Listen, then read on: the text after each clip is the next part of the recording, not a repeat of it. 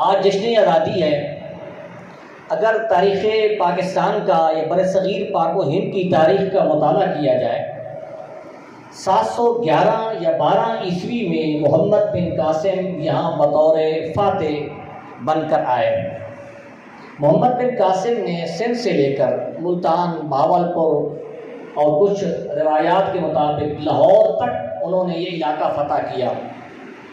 لیکن تاریخی اعتبار سے اگر دیکھا جائے تو محمد بن قاسم سے پہلے اسلام حضرت عمر کے زمانہ میں اور کچھ روایات کے مطابق حضرت امیر معاویہ کے زمانہ میں اسلام یہاں آ چکا تھا۔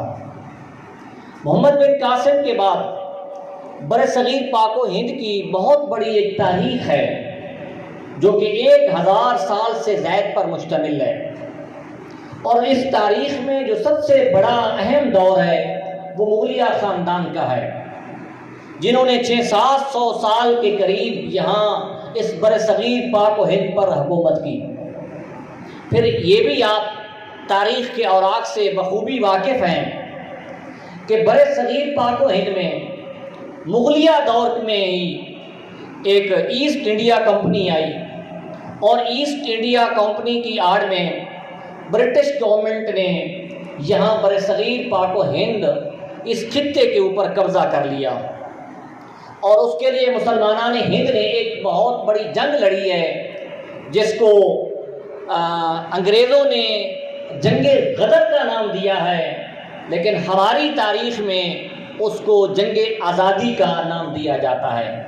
1857 کی جنگ آزادی ہے، اس میں بڑے بڑے ہمارے علماء نے جانیں پیش کی ہیں، مشائخ نے جانیں پیش کی ہیں، اور بڑے مسلمان فوجیوں نے جانیں پیش کی ہیں، لیکن افسوس کہ جنگ آزادی ہم ہار گئے، اور انگریز جو تھا وہ برصغیر پاک و ہند کے سیاہ و سفید کا مالک بن گیا۔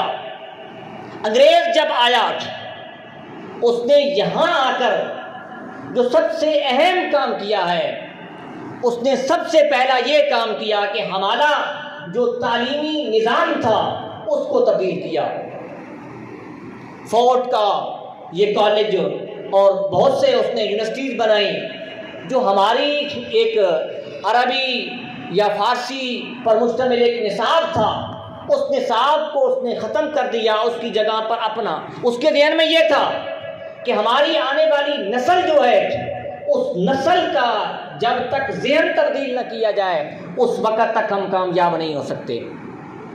اور اس کے بعد ہمارے جو مسلمان تھے، مسلمانوں کے زعماء اور سردار تھے، انہوں نے بھی یہی سوچ لی، انہوں نے بھی اس طرف ایک طرف سر سید نے اگر جدید تعلیم نظام دیا تو دوسری طرف ہمارے علماء اور مشائخ نے اسلامی مدارس کا جو تشخص تھا اور اس میں جو روایات تھی اور تعلیم تھی اس کو برقرار رکھا۔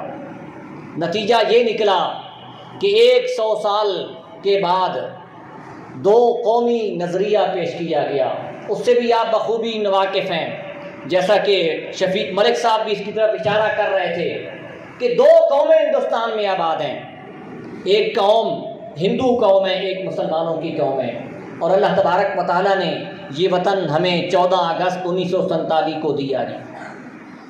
14 اگست کے بعد قائد اعظم محمد علی جناح نے کیا فرمایا تھا طلباء کو اور طالبات کو؟ جب آپ نے پشاور میں ایک جلسہ کیا تو آپ نے کیا فرمایا؟ فرمایا کہ آج کے دن کے بعد تم آزاد ہو اور تمہارا کام کیا ہے کہ تعلیم حاصل کرنا، تعلیم حاصل کرنا۔ قوموں کا جو ہتھیار ہے وہ تعلیم ہے، اس تعلیم کے بغیر کوئی قوم ترقی نہیں کر سکتی۔ یقیناً آپ بہت خوش نصیب ہیں، اور کس لحاظ سے خوش نصیب ہیں کہ آپ اس ادارہ میں دونوں تعلیم، جدید تعلیم بھی اور دینی تعلیم دونوں حاصل کر رہے ہیں۔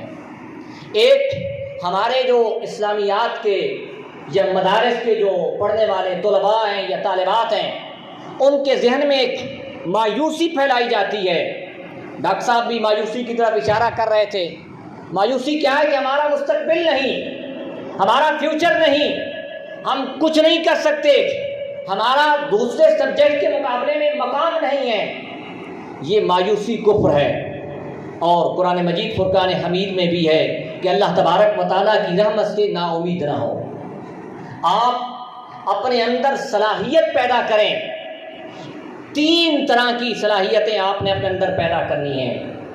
ایک تعلیمی صلاحیت آپ نے پیدا کرنی ہے۔ آپ کا جو سلیبس ہے، آپ کا جو نصاب ہے، آپ نے میٹرک کرنا ہے، ایف اے کرنا ہے، اس میں گریڈ حاصل کرنے ہیں، یہ آپ کی تعلیمی قابلیت ہے کہ آپ کی اچھے انداز میں، اچھے گریڈ میں آپ کی میٹرک ہو، ایف اے، بی ہو، یہ ہو، یہ آپ کا تعلیمی ایک نظام ہے۔ دوسرا کیا ہے کہ آپ نے اپنے اندر تربیت اور کردار میں تبدیلی لانی ہے۔ اپنا کردار بھی معاشرے میں ایک شخص جا رہا ہے، وہ کیسے پتہ چلے گا کہ یہ پڑھا لکھا ہے یا ان پڑھ ہے جی؟ پڑھے لکھے کے بھی 2 ہاتھ ہیں جی، ان پڑھ کے بھی 2 ہاتھ ہیں جی، پڑھے لکھے کی بھی آنکھیں ہیں، ان پڑھ کی بھی 2 آنکھیں ہیں۔ صرف اور صرف آپ کا کردار وہاں بتائے گا کہ یہ پڑھا لکھا ہے اور یہ ان پڑھ ہے، یہ کرنا ہے۔ تیسری جو ایک اہم چیز آپ نے اپنے اندر پیدا کرنی ہے وہ ہے تخلیقی اور تعمیری سوچ، اور تخلیقی اور تعمیری سرگرمیاں اپنے اندر پیدا کرنی ہے۔ میٹرک میں اگر آپ نے 1100 میں سے 1000 نمبر لے لیے ہیں، یہ آپ کی تعلیمی ترقی ہے، لیکن جو کیا میٹرک کا ایک 1000 نمبر لینے والا طالب علم، کیا اس کی تخلیقی سوچ بھی ہے؟ کیا وہ نئی چیز بھی پیش کر سکتا ہے؟ کیا وہ نیا آئیڈیا بھی پیش کر سکتا ہے؟ کیا وہ نئی سوچ بھی پیش کر سکتا ہے؟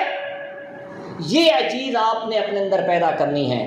اور ہم کس لحاظ سے پیچھے جا رہے ہیں؟ آج اگر آپ دیکھ لیں، بورڈ کے رزلٹ کو دیکھ لیں، 1100 میں سے 1090 1095 نمبر لے کر جا رہے ہیں اسٹوڈنٹس، لیکن ہم تعلیمی لحاظ سے پیچھے جا رہے ہیں اس وجہ سے کہ ہمارے اندر تعمیری سوچ نہیں، ہمارے اندر تخلیقی وہ معیار پیدا نہیں ہوا۔ تخلیقی معیار میں کیا کیا چیزیں ہیں کہ آپ کے سلیبس کے علاوہ آپ دیگر کتابیں جو ہیں وہ بھی پڑھ سکیں۔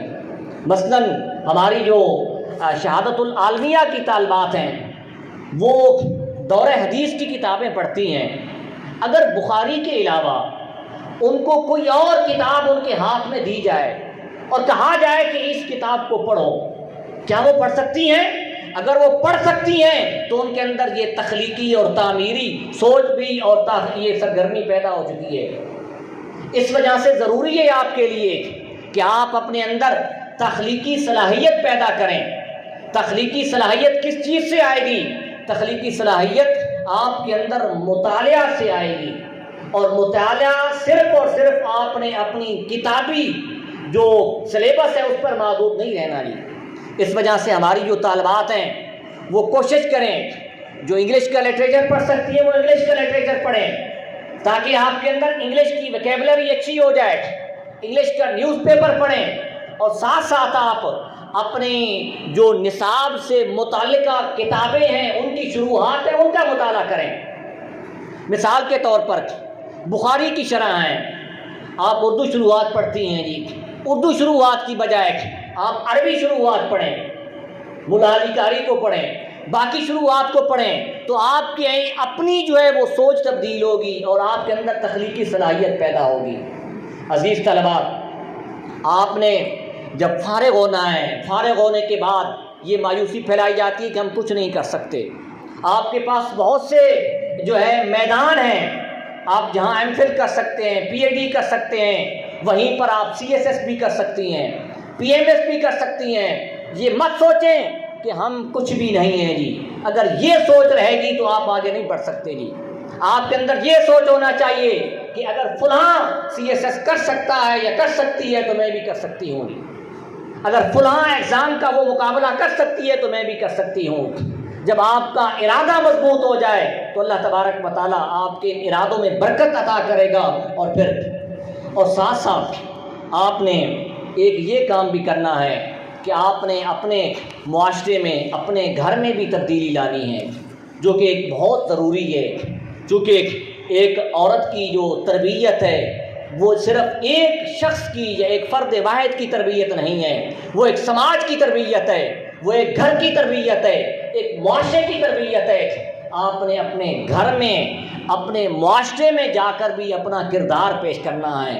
وہاں جا کر کسی کو یہ آپ بتانے کی کوشش مت کریں کہ میں فلاں ادارے سے فارغ ہو کر آئی ہوں، میں نے فلاں ڈگری حاصل کی ہوئی ہے، میں نے شہادت العالمی حاصل کی ہوئی ہے، بلکہ آپ کا کردار، آپ کا اٹھنا، آپ کا بیٹھنا، آپ کا چلنا وہ اس بات کی گواہی دے، اور وہ شخص آپ سے پوچھنے پر مجبور ہو جائے کہ آپ کس ادارے سے فارغ ہو کر آئی ہیں۔ وہ جب شخص آپ سے پوچھے گا کہ آپ کس ادارے سے پڑھ کر آئی ہیں، تو پھر آپ کا جواب ہو کہ میں جامعہ سیدہ فاطمۃ الزہرا سے فارغ ہو کر آئی ہوں۔ طالبات، آپ کے لیے بہت ہی یہ مقدس دن ہے، خصوصاً میں پھر بھی بار دیگر آپ کی جو معلمات ہیں، کیوں کہ کوئی بھی ادارہ جو ہے میری سوچ کے مطابق اس وقت تک کامیاب نہیں ہو سکتا جب تک اس کے اندر ایک اچھی ٹیم نہ ہو جی، ایک اچھی مینجمنٹ نہ ہو جی، اور ماحول بھی نہ ہو جی، اس وقت تک وہ کامیاب نہیں ہو سکتا جی۔ یہ آپ کے لیے دن رات کوشاں ہیں، تو آپ کا بھی حق ہے کہ آپ جس طریقے سے اپنے اس ادارہ کو، اپنی معلمات کو کا اسلام صاحب کا نام آپ روشن کر رہی ہیں، اسی طریقے سے آپ روشن کرتی رہیں۔ دعا ہے کہ اللہ تبارک و تعالی ہمیں دین و دنیا کی بھلائی عطا فرمائے۔ شکریہ و ما علینا الا البلاغ۔